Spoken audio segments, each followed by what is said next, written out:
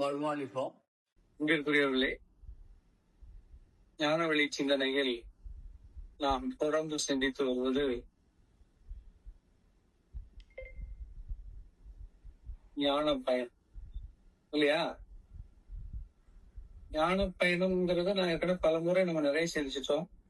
அதுக்குன்னு தனியா ஸ்டெப் எடுத்து பெட்டியை தூக்கிட்டு விசா வாங்கிட்டு டிராவலிங்ல போகணும்லாம் இல்ல. ஞான பயணம் வந்து அசெட்டிஸ் நம்ம என்ன வாழ்ந்துட்டு இருக்கிறோமோ நம்ம வாழ்றோம் இல்லையா, இதே வாழ்க்கைய அப்படியே ஜஸ்ட் கன்வெர்ட் பண்றது, அவ்வளவுதான். So conversions must. இப்ப நம்ம வாழ்றதுக்கு சில ரூல்ஸ் அண்ட் ரெகுலேஷன்ஸ் வச்சிருக்கிறோம். சமூகம் நமக்கு கற்றுக் கொடுத்த பாடம். எல்லாரையும் ஒன்றாய் அணைத்து வாழ வேண்டும். வாழ்கிறது வந்து சமூகத்திற்காக வாழ வேண்டும், மற்றவர்களுக்காக வாழ வேண்டும், தியாகம் பண்ண வேண்டும். All right. ஒரு நாட்டில் இருக்கும்போது அந்த நாட்டை நம்ம சப்போர்ட் பண்ணி தான் போவோம். ஊரோடு ஒத்துவாழ். இது வந்து இதுல எந்த மாற்று கருத்துக்களுமே இல்லை. ஊரோட ஒத்துதான் வாழணும். அகைன்ஸ்ட் பண்ணா நம்ம இருக்க முடியாது இல்லையா? மெயின் திங்கே அதை நம்ம சிந்திக்க வேண்டியது அடுத்தவர்களுக்கு தொல்லை இல்லாமல் வாழ்வு, அடுத்தவர்களுக்கு உதவி வாழ்வு. என்னால உங்களுக்கு ஒரு தொல்லையும் கிடையாது, நம்ம ஒதுங்கியும் வாழ முடியாது. நம்மளால முடிஞ்ச சப்போர்ட்டையும் செய்தாகணும். ஏன்னா நாம வாழும்போது தனியா வாழ முடியாது. நமக்கு இந்த ஊர் மக்கள் கண்டிப்பா தேவை. இப்போ ஷர்ட் வேணும், ஷர்ட் வேணும்னா ஒரு டெக்ஸ்டைல்ஸ்ல போய் வாங்கணும். அப்போ ஒருத்தன் டெக்ஸ்டைல்ஸ் நடத்தணும் இல்லையா? கம்பெனில மில்லுல இருந்து துணி எடுத்துட்டு வந்து வச்சு அதை போட்டு அப்புறம் நம்ம அதை வாங்கி ஒரு டெய்லர்கிட்ட கட் பண்ணி அப்புறம் போடுறது. ஜஸ்ட் ஒரு ட்ரெஸ்ஸிங்க்கே. ஃபுட்டைடமும் அப்படிதான்.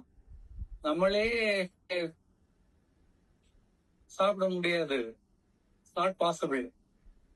அப்படிங்கிற பொழுது சில கூட்டங்கள் என்ன பண்ணுவாங்க, வச்சு அறுத்து கொடுப்பாங்க. ஒருத்தர் அதை நெல்ல பிரிச்சு கொடுப்பான், ஒருத்தர் காய வச்சு கொடுப்பான், ஒருத்தர் அரிசி கடையில வச்சு கொடுப்பான்.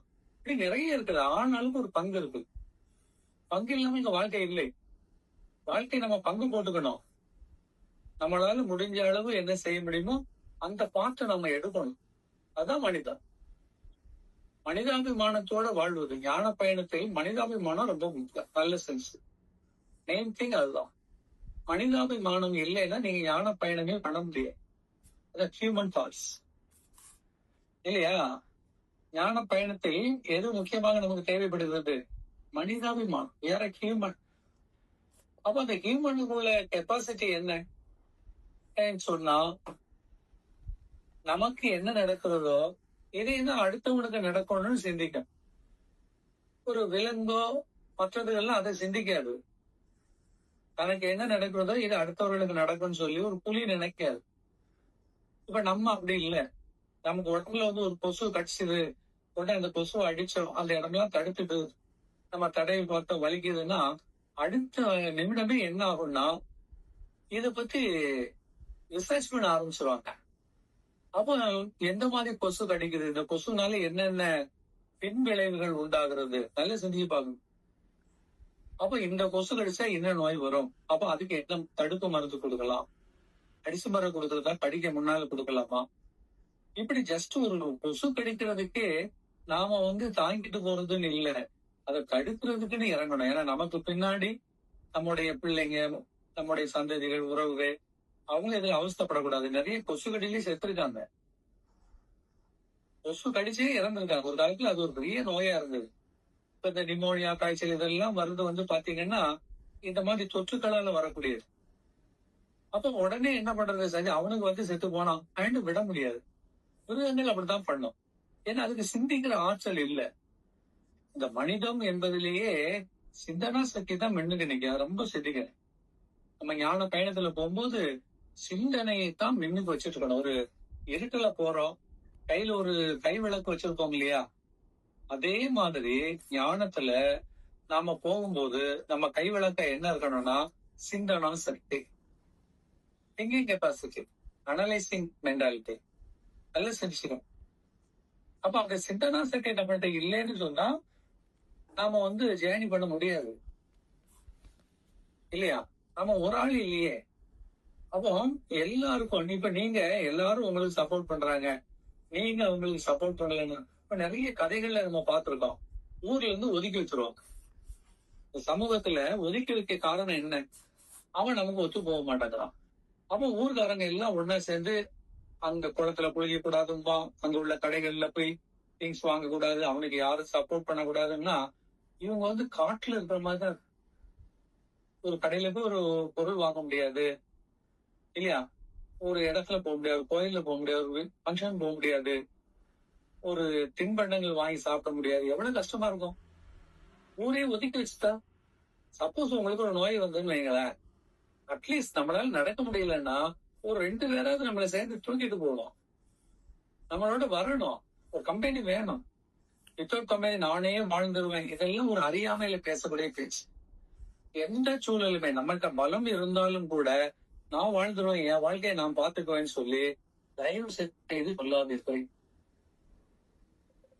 அகங்காரமான இந்த அப்தமான வார்த்தைகள் ஆபத்தம். நிறைய குடும்பங்கள்ல அப்படிதான் வாய் கொடுத்து மாட்டிக்கிறாங்க. நான் பாத்துக்குவேன்.